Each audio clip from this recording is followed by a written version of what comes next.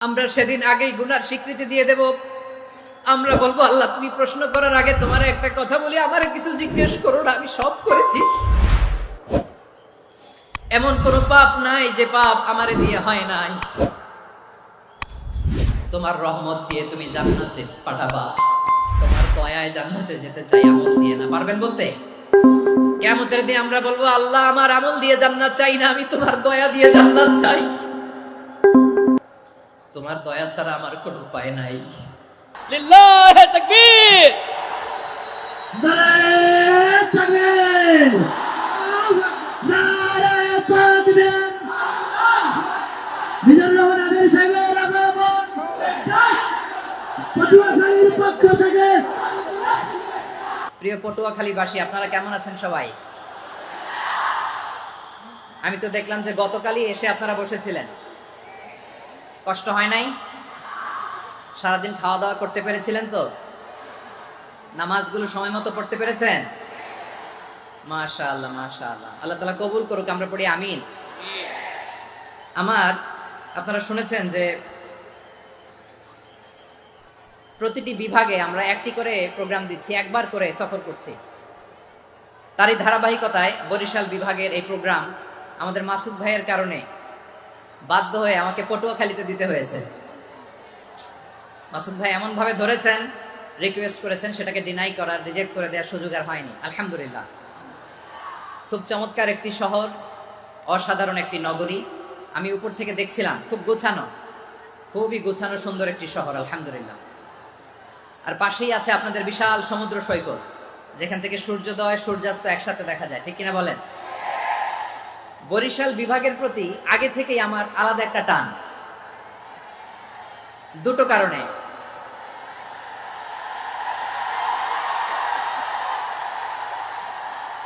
আলহামদুলিল্লাহ আলহামদুলিল্লাহ, মাশাআল্লাহ। এই গণজোয়ারকে আল্লাহ তাআলা ইসলামের পক্ষে কবুল করে নিক। এই প্রাণ ঢালা উচ্ছ্বাস, ভালোবাসা, এটা কোরআনের জন্য, ইসলামের জন্য, ঠিক কিনা বলেন? কোনো অপশক্তি এই গণজোয়ারকে ঠেকাতে পারবে না, কারণ যে ভালোবাসা আল্লাহর জন্য হয় সেটাকে ঠেকানো যায় না, ঠিক কিনা বলে? আমার প্রাণ প্রিয় পটুয়াখালীবাসী ভাইরা, বিশেষ দুটি কারণে বরিশাল বিভাগের প্রতি আমার আলাদা একটা ভালো লাগা। এর কারণ, এই অঞ্চলে আলেম ওলামা বেশি, ঠিক কিনা বলেন? আজকের এই প্রোগ্রামে অনেক কওমি মাদ্রাসার মুহতামিম সাহেবরা এসেছেন, আমি শুনেছি। আলিয়া মাদ্রাসার প্রিন্সিপাল হুজুররা এসেছেন, খতিব সাহেবরা এসেছেন, ইমাম সাহেবরা এসেছেন, মুয়াজ্জিন সাহেবরা এসেছেন। এই বিভাগে আলেম ওলামা বেশি। তার প্রমাণ, এখানে এই বরিশালের ভেতরে আছে সারসিনা দরবার, ঠিক কিনা বলেন? অনেক হাক্কানি একটা দরবার। সারসিনার মরহুম পীর সাহেব হুজুরের খেদমত করেছে আমি অনেকবার, সুযোগ হয়েছিল আমার ছাত্র জামানায়। তো ওনাদের মাদ্রাসা কেন্দ্রিক অনেক খেদমত, আলহামদুলিল্লাহ। তারপর এই বিভাগে রয়েছে চরমোনাই দরবার, ঠিক কিনা বলেন? ওনাদেরও বিশাল মাদ্রাসা, ধর্মীয় অঙ্গনে, মাদ্রাসা অঙ্গনে, রাজনৈতিক অঙ্গনে ওনাদের অনেক খেদমত। তারপরে এখানে আছে ঝালকাঠি এনএস কামিল মাদ্রাসা। আমরা কায়েদ সাহেব হুজুরের কথা শুনেছি, আল ইত্তেহাদ মা আল ইখতিলাফ, মতবিরোধের সাথে ঐক্য, অসাধারণ কথা। তো এই সমস্ত বড় বড় আল্লাহওয়ালাদের আগমন এই ভূখণ্ডে হওয়ার কারণে এখানে ধর্মীয় বিশৃঙ্খলা, মারামারি কম, আছে ঐক্য, ঠিক কিনা বলেন? বরিশাল বিভাগের প্রতি আমার বিশেষ ভালোবাসার এটা একটা কারণ। দুই নম্বর কারণ হচ্ছে, আমি ঢাকাতে যে মাদ্রাসায় পড়াশোনা করেছি, দারুন নাজাত সিদ্দিকিয়া কামিল মাদ্রাসা, আমার মাদ্রাসার শিক্ষক মন্ডলীর অধিকাংশ হচ্ছে এই বরিশালের, আলহামদুলিল্লাহ। আমাদের শ্রদ্ধেয় প্রিন্সিপাল হুজুর আখম আবু বকর সিদ্দিক হাফিজাহুল্লাহ ওয়া রাআহ, উনি এলাকা সহ পুরো দারুন নাজাত মাদ্রাসার অধিকাংশ আসাতাজা ইকরাম এই ভূখণ্ডের, এই অঞ্চলের হওয়ার কারণে ছোটবেলা থেকেই বরিশালের প্রতি আমার একটি ভালোবাসা। তো আমি অন্তরের অন্তঃস্থল থেকে আবারও শুভেচ্ছা জানাতে চাই। আমি আমাদের অনেক ভাইদেরকে দেখতে পাচ্ছি, আপনারা বসার জায়গা পাননি, দাঁড়িয়ে আছেন এবং খুবই নিশ্চুপ, শান্ত, সুশৃঙ্খল। The people of Barishal, they are very smart, আলহামদুলিল্লাহ, মাশাআল্লাহ। এবং শ্রোতা যাদেরকে দেখতে পাচ্ছি, বেশিরভাগের বয়স 15 থেকে 25। জেনজি, যেখানেই যাই জেনজি আমারে ছাড়ে না, মাশাআল্লাহ। এরাই আগামীর বাংলাদেশ। এরাই বাংলাদেশ, এদের হাতে নিরাপদ আমার লাল সবুজের পতাকা, এদের হাতে নিরাপদ আমার 56,000 বর্গ মাইলের প্রতিটি ইঞ্চি মাটি। এজন্য তোমাদেরকে সাবধান থাকতে হবে, সজাগ থাকতে হবে দেশের জন্য, এদেশের সার্বভৌমত্বের জন্য, ঠিক কিনা বলেন? আমার প্রিয় ভাইরা, আপনারা এখন যেমনি নিশ্চুপ, নীরব, very quiet and calm, discipline, I like it, I love it. শেষ পর্যন্ত আপনারা এরকম নিশ্চুপ, নীরব, নিস্তব্ধ, নিঝুম থাকবেন তো আপনারা? মাশাআল্লাহ। আমি খুব লম্বা চূড়ার সময় নেব না, অনেক আলোচনা হয়েছে, আমি পাশেই ছিলাম, আমি দুপুরেই চলে এসেছি, আমি শুনছিলাম আলোচনাগুলো, অসাধারণ আলোচনা হয়েছে। আসলে আলোচনা হওয়া দরকার অল্প, ইবাদত আর আমল হওয়া দরকার বেশি, ঠিক কিনা? কিয়ামতের একটা আলামত হচ্ছে খুতবুকুম তাওয়িলা ওয়া সালাওয়াতুকুম কাসীরা। কিয়ামতের আগে আমাদের বক্তব্য হয়ে যাবে লম্বা। Your speech will be longer and your salah will be very shorter. বক্তব্য হবে লম্বা, সালাত হবে খাটো। এই নমুনা বর্তমানে আছে না নাই? ঘন্টার পর ঘন্টা, তাও তৃপ্তি মিটে না। অনেক জায়গায় রাত পর্যন্ত, মিডনাইট পর্যন্ত, মধ্যরাত পর্যন্ত আলোচনা হয়, এটা ঠিক নয়। বক্তব্য হবে একেবারে gist, cream of the creams, একেবারে ক্রিম কথাটা আলোচক উপস্থাপন করবেন। হেদায়েত দেওয়ার মালিক কে? ইন্নাকা লা তাহদি মান আহবাবতা ওয়ালাকিন্নাল্লাহা ইয়াহদি মান ইয়াশা। নবী হে, আপনি চাইলেই কাউকে হেদায়েত দিতে পারবেন না, হেদায়েত দেওয়ার মালিক কে? প্রিয় ভাইরা, আমি শুরুতেই দেখতে চাই যে আপনারা বরিশাল বিভাগের কে কোন জেলা থেকে আসলেন, এটা একটু জেনে খোঁজখবর নিয়ে আমি আলোচনা শুরু করবো ইনশাআল্লাহ বিইذنিল্লাহ।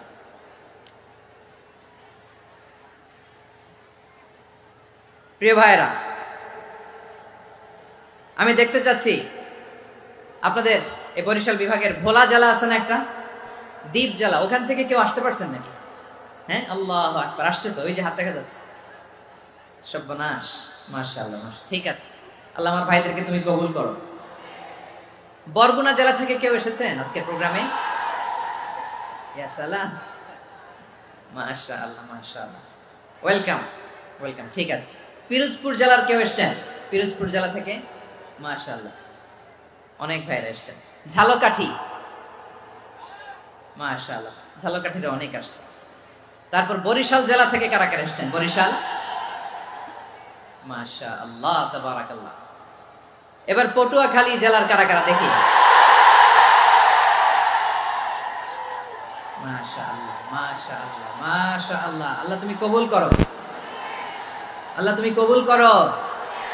লিল্লাহি তাকবীর, লিল্লাহি তাকবীর, লিল্লাহি তাকবীর। হাত নামান। প্রিয় ভাইরা, আসুন আমরা কাল বিলম্ব না করে আজকের পটুয়াখালী জেলা শহরের, মাশাআল্লাহ, ওই যে লক্ষ্মীপুর থেকে আমাদের ভাই এসে প্লেকার্ড নিয়ে দাঁড়াইছে, ঠিক আছে, প্লেকার্ড দেখেছি, ফি আমানিল্লাহ। আচ্ছা, এই বরিশাল বিভাগের বাইরে থেকে কারা কারা আসছেন দেখি, কেউ আছেন কিনা? মাশাআল্লাহ, অনেক অনেক অনেক, মাশাআল্লাহ, আল্লাহ কবুল করো, আল্লাহ কবুল করো, ফি আমানিল্লাহ। চাঁদপুর, ঠিক আছে, ঠিক আছে, হ্যাঁ, ইলিশের বাড়ি চাঁদপুর, ঠিক আছে, মাশাআল্লাহ, বসুন বসুন। সম্মানিত ভাইরা, আসুন আমরা মূল আলোচনার দিকে চলে যাই। আজকে আমরা যে টপিকটা নিয়ে আলোচনা করব সেটা হচ্ছে, আমরা যে জীবনে বিপদে পড়ি, আমরা বিপদে পড়লে আমাদেরকে উদ্ধার করে কে? আল্লাহ ছাড়া আমাদের বাঁচানোর কেউ আছে? উদ্ধার করার কেউ আছে? রক্ষা করার কেউ আছে? এজন্য বিপদে পড়লে আমরা চাইবো কার কাছে? আমাদের যাই দরকার হোক আমরা ফরিয়াদ করব কার কাছে? নাকি মাজারে যেয়ে চাবেন? মাজারে যেয়ে চাবেন? অনেকে তো মাজারে যেয়ে কপাল ঘষে, আছে না নাই? মাজারে যেয়ে সন্তান চায়, আছে? এই এলাকায় নাই, এলাকার লোকদের আকীদা খালেস আমি জানি। মাজারে যেয়ে কপাল ঘষে আর সন্তান চায়। আচ্ছা, মাজারে গেলে সন্তান পাওয়া যায়? আচ্ছা, মাজারে না গেলে যদি বাচ্চা না হতো, গরু ছাগলের যে বাচ্চা হয় ওরা কোন মাজারে মানত করে বলেন? কথা কি বুঝতেছেন? এই যে প্রতি বছর গরু, ছাগল, ভেড়া এগুলো যে বাচ্চা দেয়, এরা কোন মাজারে যে মানত করে? এজন্য চাইতে হবে একজনের কাছে, তিনি কে? আমার প্রিয় পটুয়াখালীবাসী, মাজার জিয়ারত করা সুন্নাহ। আমরা মাজার জিয়ারত করব, আল্লাহ ওয়ালাদের কবরে যাব, আমরা সেখানে যে সালাম দিব, দোয়া করব, নিজের জন্য করব, কবরে শুয়ে থাকা মাইয়েতের জন্য করব, পুরো মুসলিম উম্মার জন্য করব। কিন্তু কবরে যিনি শুয়ে আছে ওই বাবার কাছে সন্তান চাওয়া যাবে? চাকরি চাওয়া যাবে? সফলতা চাওয়া যাবে? সফলতা দেয় কে? সবাই বলেন নাই, আওয়াজ করে বলেন সফলতা দেওয়ার মালিক কে? একথাই রব্বুল আলামিন বলেন, ওয়া ইয়ামসাসকাল্লাহু বিদুররিন ফালা কাশিফা লাহু ইল্লা হু ওয়া ইয়ুরিদকা বিখাইরিন ফালা রাদ্দা লিফাদলি ইউসিবু বিহি মান ইয়াশাউ মিন ইবাদিহি ওয়া হুয়াল গফুরুর রহিম। আল্লাহু আকবার। আল্লাহ বললেন, ওয়া ইয়ামসাসকাল্লাহু বিদুররিন ফালা কাশিফা লাহু ইল্লা হু। আল্লাহ যদি তোমাকে কোনো বিপদ স্পর্শ করায়, আল্লাহ যদি তোমারে কোনো বিপদে ফেলে দেয়, ওই বিপদ থেকে উদ্ধার করার তিনি ছাড়া আর কেউ নাই। জোরে বলেন ঠিক কিনা? তিনি যদি কোনো বিপদে ফেলেন, তিনি ছাড়া বিপদ থেকে উদ্ধার করার কেউ নাই। আর তিনি যদি তোমার প্রতি কোনো অনুগ্রহ করতে চান, ওই অনুগ্রহ ঠেকিয়ে দেওয়ার ক্ষমতাও কারো নাই। আল্লাহ যদি আপনার সফলতা দিতে চায়, পৃথিবীর কোন শক্তি ওই সফলতাকে থামাতে পারে? এজন্য আল্লাহ বললেন, খবরদার, চিন্তার আকীদা খালিস করে নাও। ওয়া ইয়ামসাসকাল্লাহু বিদুররিন ফালা কাশিফা লাহু ইল্লা হু। আল্লাহ বিপদে ফেললে বিপদ থেকে উদ্ধার করার কেউ থাকে না। আর আল্লাহ যদি তোমার প্রতি দয়া দেখাতে চান, অনুগ্রহ করতে চান, ওই অনুগ্রহকে প্রতিরোধ করার মতো ক্ষমতা কারো নাই। তিনি তার বান্দাদের মধ্য থেকে যাকে ইচ্ছা তাকে দেন, যত ইচ্ছা তত দেন। তিনি ক্ষমাশীল, তিনি মেহেরবান। সুবহানাল্লাহ। তিনি ক্ষমাশীল, তিনি মেহেরবান। তাহলে এই আয়াত থেকে আমরা বুঝতে পারলাম, আমরা যদি বিপদে পড়ি আমাদেরকে কেউ বাঁচাতে পারে না। আমার বাবা আমারে বাঁচাতে পারে? হ্যাঁ? আমার মা আমাকে বাঁচাতে পারে? আমার বন্ধু আমারে বাঁচাতে পারে? আমার দলের কর্মী আমাকে বাঁচাতে পারে? আমার পীর সাহেব আমারে বাঁচাতে পারে?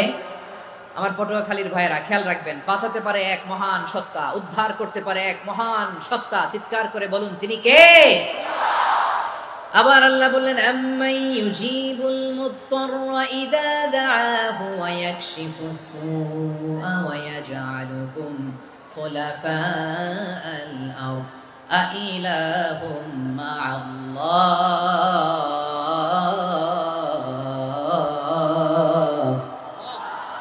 ক্বালিলাম মা তাযাক্কারুন। রব্বুল আলামিন বলেন, বিপদে পড়ে কাতর কণ্ঠে চিন্তাগ্রস্ত হয়ে যখন কেউ ফরিয়াদি হয়ে আল্লাহর ডাকে হাত তোলে, তখন এই ব্যক্তির ডাকে সাড়া দেয় কে? সবাই বলুন। কাতর কণ্ঠে বিপন্ন অবস্থায় আপনি যখন কেঁদে কেঁদে হাত তুলে আপনার দুঃখের কথা জানান, আপনি যখন ডাকেন তারে, তখন আপনার ডাকে সাড়া দেয় কে? আল্লাহ বলে, আমি সাড়া দেই। তোমাদের বিপদকে মুক্ত করে দেয় কে? ওই আল্লাহর সাথে কোন উপাস্য আছে নাকি? কিন্তু খুব অল্প সংখ্যক লোকই তোমরা উপদেশ গ্রহণ করো। কথাটা কার? তাহলে বিপন্ন মানবতা যখন কাঁদে, মানুষ যখন বিপদে পড়ে নিরুপায় হয়ে ফরিয়াদ করে, তার ডাক শোনার কেউ নাই একজন ছাড়া। চিল্লায় বলেন তো, তিনি কে? এজন্য আমরা ফরিয়াদের হাত কার দিকে তুলব? প্রিয় পটুয়াখালী বলেন, ফরিয়াদের দুটো হাত আমরা কার দিকে তুলবো? এবং খেয়াল রাখতে হবে, মাথার সাথে সেট করে নিতে হবে, আল্লাহ ছাড়া আমাকে উদ্ধার করার কেউ নাই। এই পৃথিবীতে কেউ আপন না। প্রিয় ভাইরা, বিপদে পড়লে বোঝা যায় কেউ আপন না। আপন শুধু একজন মহান সত্তা, তিনি কে? এটা কি আপনারা খেয়াল রাখতে পারবেন? হ্যাঁ, বিপদে আপদে কেউ আমাদের বাঁচাতে পারে না, তরাতে পারে না, মুক্তি দিতে পারে না, উদ্ধার করতে পারে না, একমাত্র আমার প্রভু ছাড়া, আল্লাহ ছাড়া। চিল্লায় বলেন ঠিক কিনা? এবং প্রিয় পটুয়াখালীর ভাইয়েরা, মাথার সাথে এটা সেট করে নিতে হবে যে আমাদের পুরো জীবনটাই পরীক্ষা। পুরো জীবনটাই কি? The life is a test. পুরো জীবনটাই পরীক্ষা। এই জীবনে বিপদ আসবে, আপদ আসবে, পরীক্ষা আসবে, সবার জীবনে এটা থাকে। এক একজনের পরীক্ষা এক এক রকম। আমার পরীক্ষা একরকম, মাসুদ ভাইয়ের পরীক্ষা একরকম, চৌধুরী সাহেবের পরীক্ষা একরকম, আপনার পরীক্ষা একরকম, ওনার পরীক্ষা আবার আরেক রকম। পুরো পৃথিবীটাই পরীক্ষা ক্ষেত্র, সবাই পরীক্ষা দিচ্ছি, কিন্তু কারো পরীক্ষা প্রশ্নের সাথে কারোটার মিল নাই। সুবহানাল্লাহ পড়বেন না? পুরোটাই পরীক্ষা ক্ষেত্র, সবাই পরীক্ষার্থী, কিন্তু প্রশ্নপত্র একটার সাথে আরেকটা মিলে না। One doesn't match the other. একজনেরটার সাথে আরেকজনেরটা মিলে না। কাউকে আল্লাহ তাআলা ধনী বানিয়ে পরীক্ষা করেন। কি বানিয়ে? কথা কি বুঝতেছেন নাকি কষ্ট হচ্ছে? কষ্ট হচ্ছে আপনাদের?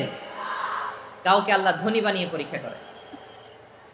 আবার কাউকে আল্লাহ তাআলা গরিব বানিয়ে পরীক্ষা করেন, কাউকে আল্লাহ অসুস্থ বানিয়ে পরীক্ষা করেন। কেউ দেখবেন যে দুরারোগ্য ব্যাধিতে আক্রান্ত, ডাক্তার বলেছে আর সময় নাই, দুরারোগ্য ব্যাধি ক্যান্সার, যার নেই কোনো অ্যান্সার, তার জন্য পরীক্ষা হচ্ছে এই রোগ।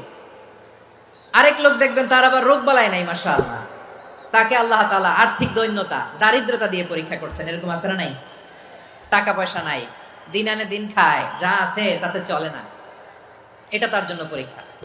আবার আরেক শ্রেণীর লোক দেখবেন তাকে আল্লাহ অসুস্থতাও দেয় নাই, দারিদ্রতাও দেয় নাই, তার দাম্পত্য জীবনের সমস্যা আছে না নাই? স্ত্রী কথা শোনে না, অথবা ছেলে মেয়ে কথা শোনে না। তাহলে পরীক্ষা সবার জীবনে আছে, এক একজনের পরীক্ষাটা এক এক রকম। আল্লাহ তাআলা দেখতে চায় যে এই পরীক্ষার সময় আমরা কিরকম রেসপন্স করি, how to deal with the test, কিভাবে এই বিপদ আপদ পরীক্ষাগুলোকে আমরা হ্যান্ডেল করব, ডিল করব, এটা হচ্ছে আজকের আলোচনার বিষয়। বুঝতে পেরেছেন সবাই আমার প্রিয় ভাইয়েরা? তাহলে পরীক্ষাময় আমাদের জীবন, বিপদ আপদ পরীক্ষা, এটা মানুষের পিছু ছাড়ে না, সবার জীবনে পরীক্ষা আছে। নবীদের জীবনেও পরীক্ষা ছিল।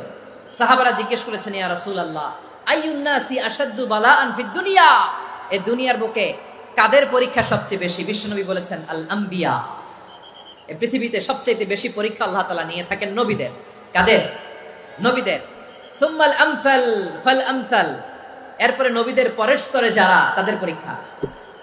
এরপরে তাদের পরের স্তরে যারা, তাদের পরীক্ষা। সিদ্দিকিনদের, শোহাদাদের, সলিহিনদের, আল্লাহওয়ালাদের। যার ঈমান যত মজবুত, তার জীবনে পরীক্ষাও তত বেশি। চিল্লায় বলেন ঠিক কিনা? তাহলে মুমিনরা, বিশ্বাসীরা, আমরা কি পরীক্ষা বিপদ আপদে ভয় পাই? হ্যাঁ, বিপদ দেখলে ভয় লাগে আপনাদের? ভয় লাগে? হ্যাঁ, না, মুমিনরা বিপদে ভয় পায় না, তারা হতাশ হয় না, সুবহানাল্লাহ, তারা নিরাশ হয় না। বিশ্বাসীরা হাল ছেড়ে দেয় না, তারা ভরসা রাখে একজনের উপর। চিল্লায় বলতে হবে তিনি কে? কারণ মুমিন জানে the grief isn't permanent, the test isn't permanent, the struggle in our life isn't permanent. আমাদের জীবনের দুঃখ, কষ্ট, স্ট্রাগল, এগুলো পার্মানেন্ট নয়। After every difficulties there is an ease. সব কষ্টের পরেই একটা সুখ আছে না নাই? রব্বুল আলামিন বলেন, ফা ইন্না মাআল উসরি ইউসরা, ইন্না মাআল উসরি ইউসরা, ভয় পেও না, চিন্তা করো না, কষ্টের সাথেই আমি রেখে দিয়েছি স্বস্তি। সুবহানাল্লাহ বলেন। মুমিন জীবনে বিপদ যত বেশি, কষ্ট যত বেশি, তার সামনে সফলতা তার চেয়েও বেশি। ঠিক কিনা বলেন? কারণ বিশ্বাসীরা জানে রাত্রি যত গভীর হয়, সুবহে সাদিকের সময় তত আগাতে থাকে। গর্ভবতী নারীর পেটের ব্যথা যত বাড়তে থাকে, ঘরে নতুন মেহমান আগমনের সময় ঘনাতে থাকে। মুমিনদের উপর বিপদ, অত্যাচার, আপদ, পরীক্ষা যত বাড়তে থাকে, কালেমার পতাকা উড্ডয়নের সময় কাছে আসতে থাকে। বিশ্বাসীদের এগুলো হিসাব মিলানো অনেক আগে, এগুলো অনেক আগে হিসাব মিলানো। দুঃখের আধার শেষে সুখের আলো মিটিমিটি হাসে। চিল্লায় বলেন ঠিক কিনা? দুঃখের আধার শেষে আলোর প্রভাত হাসে, হতাশার কালো মেঘে যায় গো ভেসে, হতাশার কালো মেঘে যায় গো ভেসে। দুঃখের আধার শেষে আলোর প্রভাত হাসে, হতাশার কালো মেঘে যায় গো ভেসে, হতাশার কালো মেঘে যায় গো ভেসে। কোরআনের পাতায় পাতায় দেখো, ইমানের পথ ঢাকা ব্যথার কাটায়। কোরআনের পাতায় পাতায় দেখো, ইমানের পথ ঢাকা ব্যথার কাটায়। ভেঙে পড়ো না কভু হতাশ হয়ে, ভেঙে পড়ো না কভু হতাশ হয়ে, জ্বলে পড়ে খাঁটি সোনা হও গো শেষে, জ্বলে পড়ে খাঁটি সোনা হও গো শেষে। দুঃখের আধার শেষে আলোর প্রভাত হাসে, হতাশার কালো মেঘে যাই গো ভেসে, হতাশার কালো মেঘে যাই গো ভেসে। ঠিক কিনা বলেন? দুঃখ যত বেশি, পরীক্ষা যত বেশি, কষ্ট যত বেশি, সুখের সময় তত কাছাকাছি। চিল্লায় বলতে হবে ঠিক কিনা? এজন্য মুমিন জীবনে পরীক্ষা বেশি, মুমিনদের হতাশা নাই। মুমিনরা নিরাশ হয় না, হতাশ হয় কাফিররা। মুমিনরা কখনো হাল ছেড়ে দেয় না, মুমিনরা ভরসা রাখে একজনের উপর, তিনি কে? তাহলে আমার প্রিয় পটুয়াখালীবাসী, বিপদ থাকবে, পরীক্ষা থাকবে, এই বিপদ থেকে আমাদেরকে উদ্ধার করবেন একজন, তিনি কে? আমরা শুধু আল্লাহর উপরই ভরসা রাখবো। রাজি আছেন তো?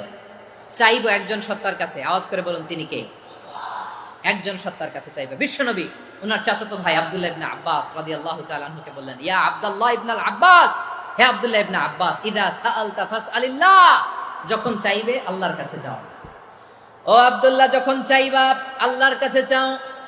ওয়া ইদা ইসতাআনতা ফাসতাইন বিল্লাহ, যখন সাহায্য চাইবা আল্লাহর কাছে ফরিয়াদ করো। জেনে রেখো ও আব্দুল্লাহ, ওয়া আলাম আন্নাল উম্মাতা লাউ ইজতামাআত আলা আন ইয়ানফাউকা বিশাইইন লাম ইয়ানফাউকা ইল্লা বিশাইইন ক্বাদ কাতাবাহু আল্লাহু লাক। ও আব্দুল্লাহ, জেনে রেখো, মনে রেখো, গোটা বিশ্বের সবাই মিলে যদি তোমার উপকার করতে চায় ততটুকুই তারা করতে পারবে যতটুকু আল্লাহ তোমার নসিবে সেটা লিখে রেখেছে। ঠিক কিনা বলেন? আর যদি গোটা বিশ্বের সবাই মিলে তোমার বিরুদ্ধে কনস্পাইরেসি করে, ষড়যন্ত্র করে, গোটা বিশ্বের সবাই মিলেও যদি তোমার ক্ষতি করতে চায় ততটুকুই শুধু পারবে যেটা আল্লাহ তোমার জন্য বরাদ্দ রেখেছে। যতটুকু আল্লাহ তাআলা তোমার জন্য বরাদ্দ রেখেছে অতটুকুই ক্ষতি করতে পারবে, আর এক চুল বেশিও করতে পারবে না, কমও করতে পারবে না। চিল্লায় বলেন ঠিক কিনা? এজন্য আমরা চাইবো কার কাছে? সবাই বলেন নাই, আওয়াজ করে বলেন কার কাছে? সব সময় আমরা আল্লাহর কাছে চাইবো, বিপদে আপদে, সুখে দুঃখে, সচ্ছল অবস্থায় অসচ্ছল অবস্থায়, পরাজয়ের সময় বিজয়ের সময়, সব সময় আমরা ভরসা রাখবো কার উপর? সবাই বলুন। একদল লোক আছে যারা বিপদে পড়লে আল্লাহরে ডাকে, আছে না নাই? পটুয়াখালীতে মাশাআল্লাহ নাই। বিপদ আসলে আল্লাহরে ডাকে, বিপদ নাই আল্লাহও নাই। বিপদে পড়লে নামাজ পড়ে, বিপদও নাই নামাজও নাই। বিপদে পড়লে জিকির করে, বিপদ যখন চলে যায় ওদের জিকিরও বন্ধ হয়ে যায়। এরকম আছে না নাই? কিছু লোক দেখবেন পরীক্ষা আসলে নামাজ পড়ে, আছে আছে। জেনজি আওয়াজ করো, এরকম আছে? এই কমন পড়ে গেছে, কমন পড়ছে। দেখবেন পরীক্ষার সময় নামাজ পড়ে, পরীক্ষাও নাই নামাজও আছে। এরকম কিছু লোক আছে অসুস্থ হলে আল্লাহরে বড্ড ভালোবাসে, আল্লাহরে খুব ডাকে। অসুস্থ হইলে অসুস্থতাও নাই, আল্লাহ স্মরণও নাই। দেখবেন কিছু লোক নির্বাচন আসলে খুব আল্লাহ আল্লাহ হয়ে যায়। তখন দেখবেন মাথার মধ্যে হেজাব লাগায়, পাঞ্জাবি লাগায়, আল্লাহ আল্লাহ হয়ে যায়। নির্বাচনও নাই, এরপরে আল্লাহর কথাও নাই। আছে না নাই? না, এরকম হওয়া যাবে না। সব সময় আমরা আল্লাহরে ডাকবো, বিপদে আপদে সব সময় ভরসা রাখবো আমরা একজনের উপর। আওয়াজ করে বলেন তিনি কে? এ কথায় আল্লাহ তাআলা আমাদের চোখে আঙ্গুল দিয়ে জানিয়ে দিলেন, ফাইদা রাকিবু ফিল ফুলকি দা'আল্লাহ মুখলিসিনা লাহুদ্দিন ফালাম্মা নাজ্জাহুম ইলাল বাররি ইযা হুম ইউশরিকুন। আল্লাহ বলে একদল লোক আছে, তারা যখন নৌযানে চড়ে, জলযানে চড়ে, সাগরের মধ্যে যখন জাহাজে চড়ে, লঞ্চে চড়ে, তারা যখন তুফানের সম্মুখীন হয় তখন তারা আল্লাহরে বড্ড বেশি ডাকে, একান্ত ভাবে ডাকে, বিশুদ্ধ চিত্তে ডাকে। আবার তুফান থেকে তাদেরকে সেফ জোনে নিয়ে, নিরাপদ জোনে নিয়ে যখন বন্দরে আমি আল্লাহ তাদেরকে ভিড়িয়ে দেই, ওই লোকগুলো আবার আমি আল্লাহর সাথে শিরিক করে। এরকম আছে না নাই? জাহাজে উঠছে, সাগরের মাঝখানে তুফান, ওই সময় দেখবেন আল্লাহ কারে কয়। এই কথা তো আপনাদেরকে বোঝানো সহজ, আপনারা তো নদীর দেশের মানুষ। লঞ্চে চড়েন নাই কারা কারা? দেখি, লঞ্চে চড়ছেন? হ্যাঁ, লঞ্চে চড়ে নাই এরকম একজনও নাই এখানে। আচ্ছা, লঞ্চে উঠছেন কে কে? দেখি। মাশাআল্লাহ মাশাআল্লাহ মাশাআল্লাহ, ঠিক আছে, আপনাদের বোঝানো সহজ। আচ্ছা, লঞ্চে উঠে তুফানের সম্মুখীন হয়েছেন, জলোচ্ছ্বাস সবাই, মাশাআল্লাহ। তো এই ওয়াজ তো আপনাদের মুখস্থ, ঠিক কিনা বলেন? আমার বলার দরকার নাই, বলেন। মাঝ নদী, তুফান, জলোচ্ছ্বাস, জলের মধ্যে উচ্ছ্বাস, ঢেউ, টর্নেডো, সাইক্লোন, মেঘের ঘন ঘটা, পরিবেশ ঘুটঘুটে অন্ধকার, লঞ্চ একবার এদিকে আরেকবার ওইদিকে, ভিতরে কি অবস্থা হয় বলেন তো? হ্যাঁ, তখন মুসলিমও আল্লাহরে ডাকে, হিন্দু আল্লাহরে ডাকে, ঠিক কিনা বলেন? আস্তিক আল্লাহরে ডাকে, নাস্তিক আল্লাহরে ডাকে, ঠিক কিনা?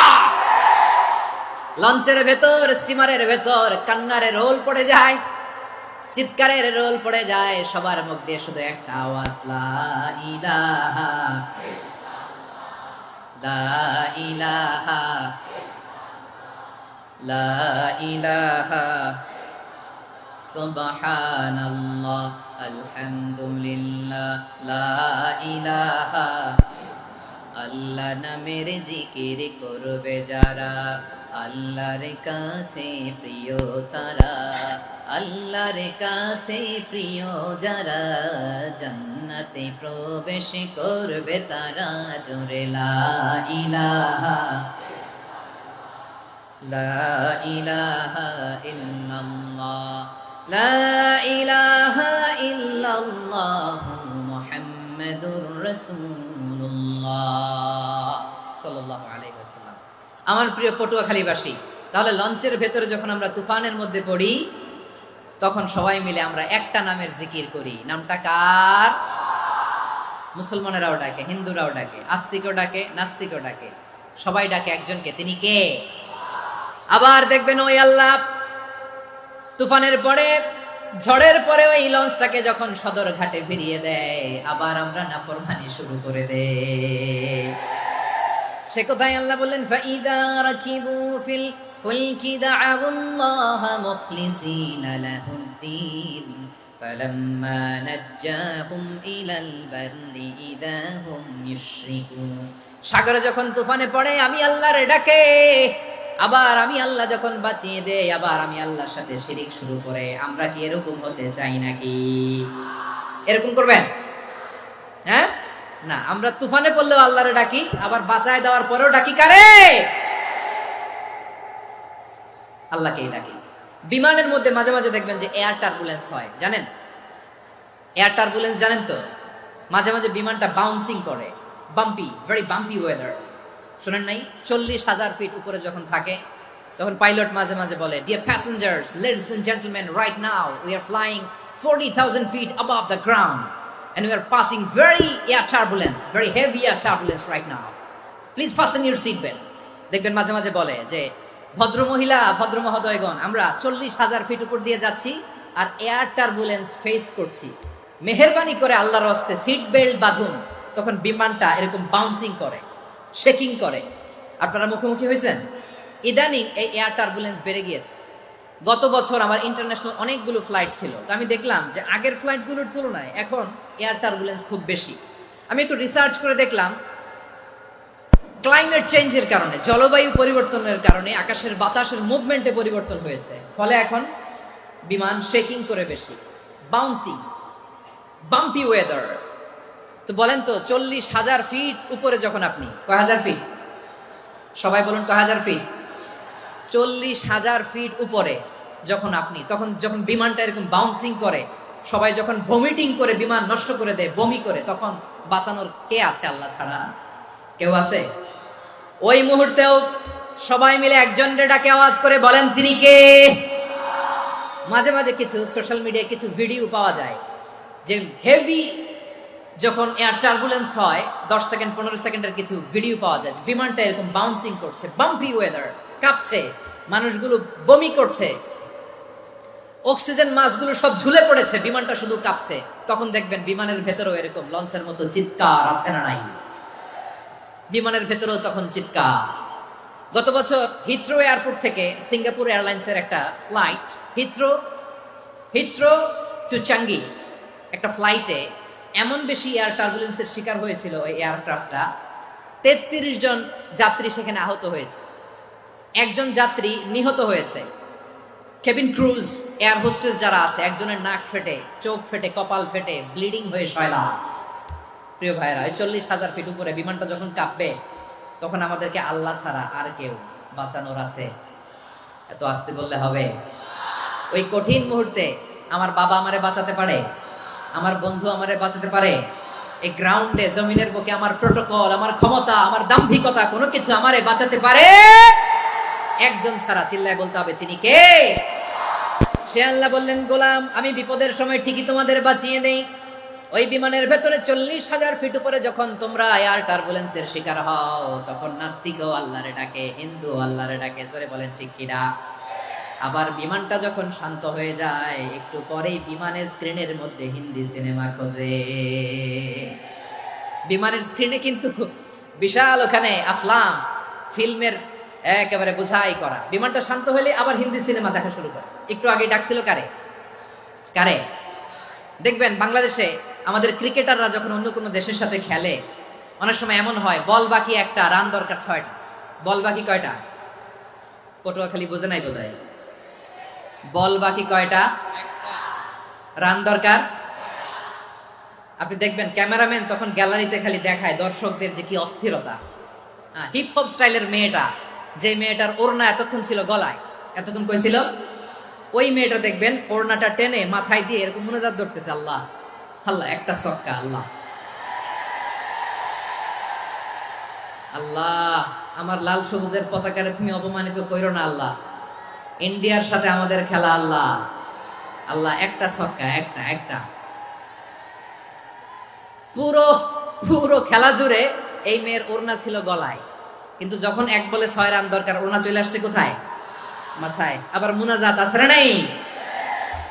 ঠিকই বাংলাদেশের দামাল ছেলে এমন এক শট মারলো, বল চলে গেল স্টেডিয়ামের বাইরে, ছক্কা, জিতে গেলাম আমরা।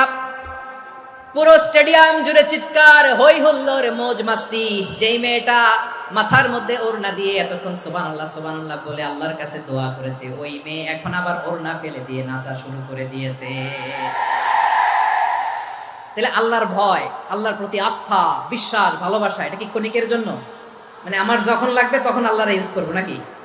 হ্যাঁ, বিপদে আপদে, সুখের সময় দুঃখের সময়, সচ্ছল অসচ্ছল অবস্থায় বিশ্বাসীরা ভরসা রাখে একজনের উপর। চিৎকার করে বলে, পটুয়াখালী তিনি কে? সে আল্লাহ বললেন, গোলাম মনে করো না জাহাজ থেকে সদরঘাটে ভিড়িয়ে দিলাম, তুমি নিরাপদ হয়ে গেছো। মনে করো না 40,000 ফিট থেকে সেফ ল্যান্ডিং এর পরে এয়ারপোর্টে নেমে গেলেই তুমি নিরাপদ হয়ে গেছো। ও মিয়া, বিপদ কি শুধু সাগরে আর আকাশে?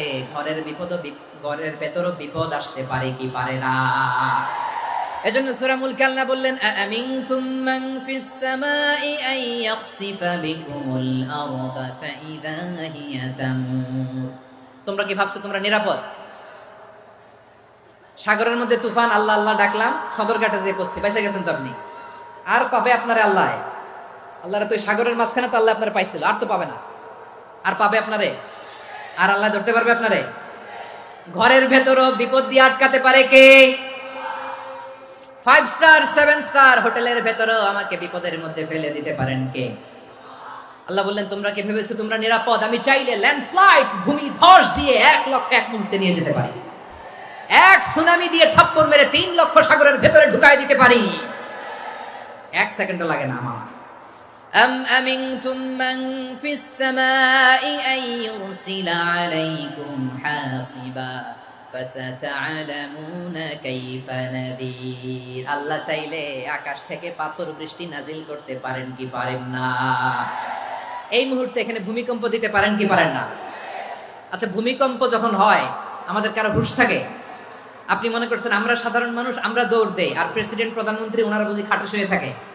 কথা বুঝে নাই বোধহয়। ভূমিকম্প, আর্থকোয়েক যদি হয়, বাঁচার জন্য আমরা কি করি? হয় খাটের তলায়, ডাইনিং টেবিলের নিচে, উপরে শক্ত কিছু আছে এটার নিচে, অথবা ঘর থুইয়া দেও দৌড়। তো প্রধানমন্ত্রী উনি কি করে? প্রেসিডেন্ট উনি কি করে? হ্যাঁ, উনি খাটের মধ্যে যে শুয়ে থাকে নাকি?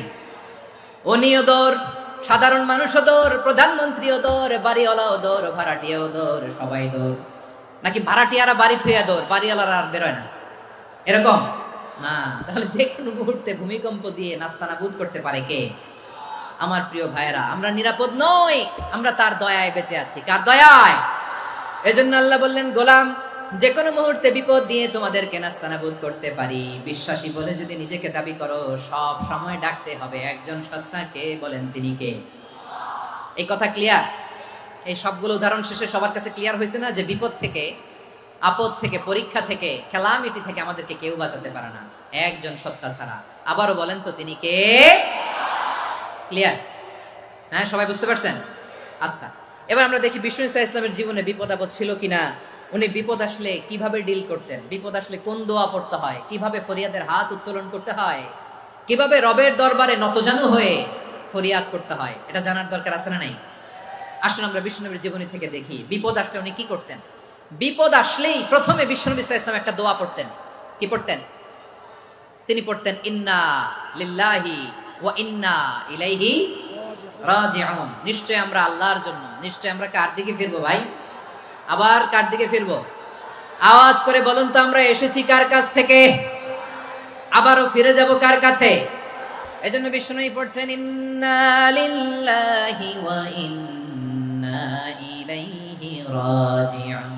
নিশ্চয় আল্লাহর জন্য, ওই আল্লাহর দিকেই আমরা ফিরে যাব। তারপরে বিষ্ণুই পড়তেন আল্লাহুম্মা আজুরনি ফি মুসিবাতি ওয়াখলুফ লি খায়রাম মিনহা।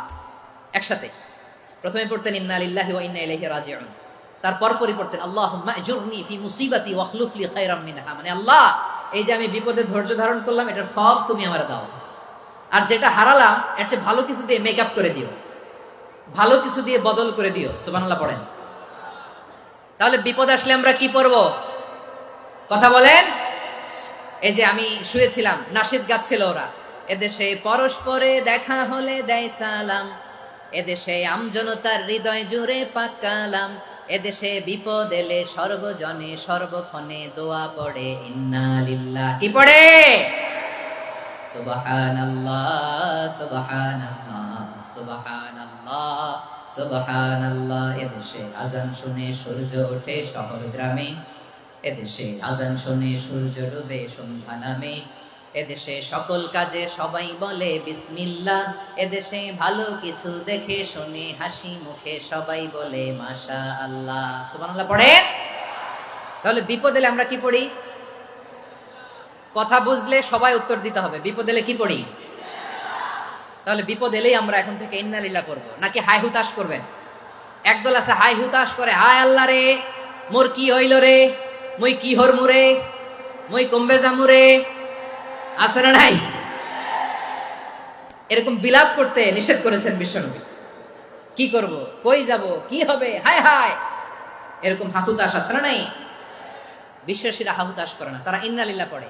কি পড়ে মনে থাকবে?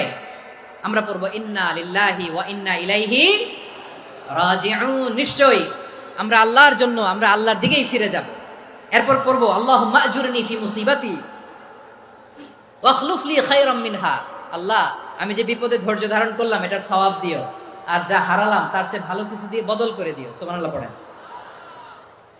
বিশ্বনবীর হাদিস শুনলেন উম্মে সালামা রাদিয়াল্লাহু তাআলা আনহা, ওনার স্বামী হলো আবু সালামা। মজার ঘটনা খেয়াল করে শুনেন আমার প্রিয় কলিজার টুকরা ভাইয়েরা, কানগুলো খরগোশের কানের মতো খাড়া করে আমার দিকে তাকান। সাইয়্যিদাতুনা উম্মে সালামা রাদিয়াল্লাহু তাআলা আনহা, ওনার স্বামীর নাম আবু সালামা। শ্রেষ্ঠ দম্পতি, শ্রেষ্ঠ ফ্যামিলি। প্রথমে হিজরত করেছিলেন হাবাসায়, পরে হিজরত করেছেন মদিনায়। উহুদ যুদ্ধের পরে ওনার স্বামী আবু সালামা ইন্তেকাল করলো, শহীদ হলো। সুবহানাল্লাহ পড়েন। যখন আবু সালামা ইন্তেকাল করলো, উম্মে সালামা রাদিয়াল্লাহু তাআলা আনহা কেঁদে কেঁদে হয়রান। আর নবীর শিখানো বাণী অনুযায়ী তিনি বারবার পড়ছিলেন ইন্না লিল্লাহ। কি পড়ছিলেন? মুই কই যামু, কি হরমু, এগুলো বলে নাই। কি বলছে? ইন্না লিল্লাহ। যেহেতু বিশ্বনবী বলেছেন কেউ যদি বিপদের প্রথম ধাক্কায় পড়ে ইন্না লিল্লাহি ওয়া ইন্না ইলাইহি রাজিউন, আল্লাহুম্মা আজুরনি ফি মুসিবাতি ওয়াখলুফ লি খায়রাম মিনহা, তাহলে এই বিপদে যে সে যা হারালো তার চেয়ে শ্রেষ্ঠ কিছু দিয়ে আল্লাহ তার বদল দিয়ে দিবে। এই হাদিস শুনে উম্মে সালামা রাদিয়াল্লাহু তাআলা আনহা, ওনার প্রাণ প্রিয় স্বামী আবু সালামার ইন্তেকালের পরে চোখের পানি ছাড়ে আর পড়ে ইন্না লিল্লাহি ওয়া ইন্না ইলাইহি রাজিউন, আল্লাহুম্মা আজুরনি ফি মুসিবাতি ওয়াখলুফ লি খায়রাম মিনহা। বারবার এই দোয়া পড়ে চোখের পানি ছাড়ে, এই দোয়া পড়ে চোখের পানি ছাড়ে, আর মনে মনে বলে আবু সালামার মতো ভালো মানুষ মদিনাতে নাই, আবু সালামার চেয়েও ভালো মানুষ মদিনাতে নাই, তার চেয়ে ভালো মানুষ কি করে আল্লাহ তাআলা আমারে দিবে, তার চেয়ে ভালো মানুষ তো আমি মদিনাতে দেখি না। চোখের পানি দিয়ে বুক ভাসায় আর নবীর হাদিসের উপর আমল করে পড়ে ইন্না লিল্লাহি ওয়া ইন্না ইলাইহি রাজিউন, ইন্না লিল্লাহি ওয়া ইন্না ইলাইহি রাজিউন। পড়তে পড়তে চোখের পানি ছাড়ে আর চিন্তা করে বিশ্বনবী বললেন এই দোয়া পড়লে যেটা হারালাম তার চেয়ে ভালো কিছু দিয়ে আল্লাহ পুরস্কার দেয়। আবু সালামার চেয়ে ভালো মানুষ মদিনার মধ্যে আর কে হতে পারে? কি আজীব তামাশা, কি অবাক করা ঘটনা! কিছুদিন পরে দেখা গেল সাইয়্যিদুল মুরসালিন রাহমাতাল লিল আলামিন স্বয়ং বিশ্ব নবী উম্মে সালামাকে বিয়ের প্রস্তাব পাঠিয়েছে। স্বয়ং বিশ্ব নবী উম্মে সালামা রাদিয়াল্লাহু তাআলা আনহাকে বিয়ের প্রস্তাব পাঠিয়েছেন। উনি রাজি হয়ে গেলেন, বিয়ে হয়ে গেল, উনি হয়ে গেলেন উম্মুল মুমিনিন, আমাদের মা, পুরো মুসলিম উম্মার মা। চিৎকার করে বলেন আল্লাহু আকবার। তাহলে আমার প্রাণপ্রিয় ভাইয়েরা, বিপদে পড়লে আমরা পড়বো ইন্না লিল্লাহি ওয়া ইন্না ইলাইহি রাজিউন, আল্লাহুম্মা আজুরনি ফি মুসিবাতি ওয়াখলুফ লি খায়রাম মিনহা। পড়বেন না? যারা যারা বিপদ আসলে এই দোয়াটা পড়বেন এখন থেকে, আওয়াজ করে ইনশাআল্লাহ বলেন। যা হারাইছেন তার চেয়ে শ্রেষ্ঠ জিনিস দিয়ে বদলা দিবে কে? বিশ্বাস হয়? একটু সন্দেহ লাগে মনে হয়, একটু সন্দেহ আছে? যাদের বিশ্বাস হবে তাদের কি আল্লাহ উত্তম বদলা দিবে, ঠিক কিনা বলেন? তাহলে বিপদে পড়লেই প্রথমে আমরা এটা করব। দোয়াগুলো যদি এখন মুখস্থ না হয়, এই যে রেকর্ডিং হচ্ছে, পেয়ে যাবেন, কালকেই পেয়ে যাবেন। শুনে শুনে মুখস্থ করবেন। আমার মায়েরা, আমার বোনেরা, আপনাদের জন্য 3টি মাঠের অ্যারেঞ্জমেন্ট করা হয়েছে, আমি জানি।